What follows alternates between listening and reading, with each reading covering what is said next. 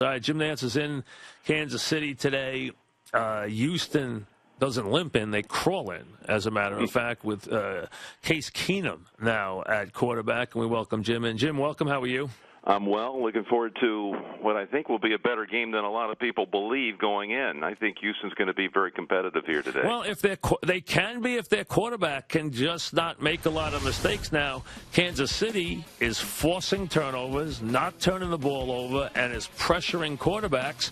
So if they pressure the young quarterback into mistakes like they've been making, it'll be another Chief win in a big way. Question is, can the Kansas City defense do that? Now, let's talk about Keenum for a second. How do you see him handling what will be a big-time pass rush and a very noisy environment? Well, I've known him for a long time, Mike, because he went to my alma mater, and obviously he had numbers that were just off the charts in college at the University of Houston. 19,000 yards, 155 touchdowns. Very confident kid. He's about 6'1". He's got a decent arm. He loves to move around a little bit. He trusts his feet.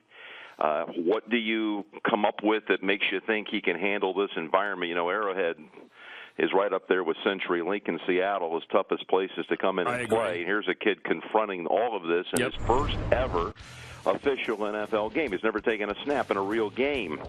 But you go back in his college days, if that's anything you can relate it to, and he played at Oregon. He played at Alabama.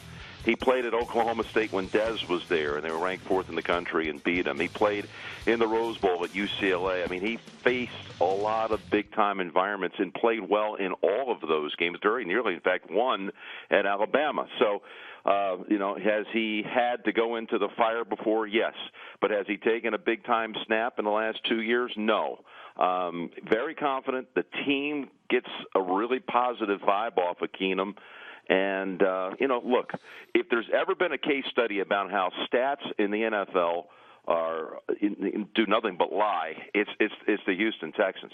Their defense is number one in the league by stats, by the category they judge it by, yards allowed. But you look at this team, it's 2-4, lucky to win the 2 games that it did win. And they're just a mess. All they do is turn the football over repeatedly. And if somehow Keenum can come in and play just a clean game, and Arian Foster can get going, they have a real chance, because Kansas City isn't going to beat you with their offense. They'll beat you with their defense. Jim, let's talk about Houston for a second and where they are. Okay, Houston's a team that had a chance to play for it, thought they were a title team this year, and we all agreed. I mean, I thought they would be the other team with Denver in the AFC title game. They look like they had that kind of complete team. They're 2-0, they're riding high, and now this thing falls apart. It starts with the quarterback, especially with the pass that cost them the Seattle game, which they dominated. They were beating Seattle 20-3 at home in that game and lost it. We know that game turned their season around. Since then, it's been a disaster. Now, has this team just disintegrated? What kind of team did you find that's lost 4 in a row, quarterback gone, Kubiak under pressure? How'd you find the Texans? Well, remember, week 1, they were down at San Diego 28-7. Yep, came back and won the game. And then Tennessee had them beat, and they were lucky to win that one in overtime. I mean, they could be 0-6.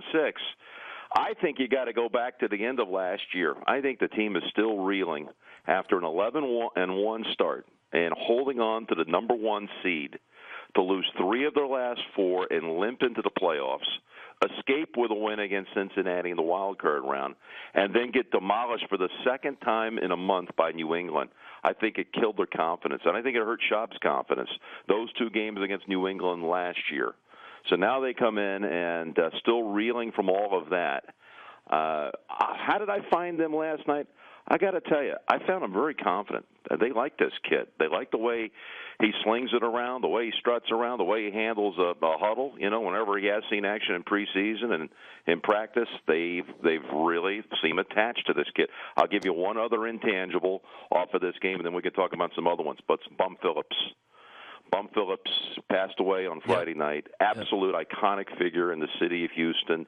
And even though he coached a different franchise, the Oilers, some 30-something years ago, he was close to this team. Not only because his son's the defensive coordinator, but because he's become kind of the father of professional football in the city of Houston. He did some radio work. He was around the team. All these kids knew him.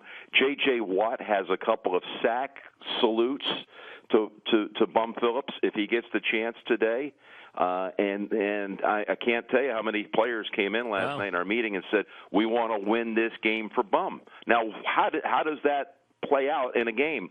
I don't know, but they are very, very driven to go win this game today. All right, let's talk about Kansas City, which is undefeated, the only other undefeated team with Denver, has outscored its opponents 2-1, has scored 5 defensive or special teams touchdowns. They don't turn it over. Their pass rush has been brilliant. So Andy Reid, who is an offensive mastermind, puts Bob Sutton in charge of the defense, and the defense is what's winning games for them. Their quarterback's not turning it over, but it's not the Andy Reid offense that's winning. It is the defense that is winning. And Seattle's defense gets all the pub, really.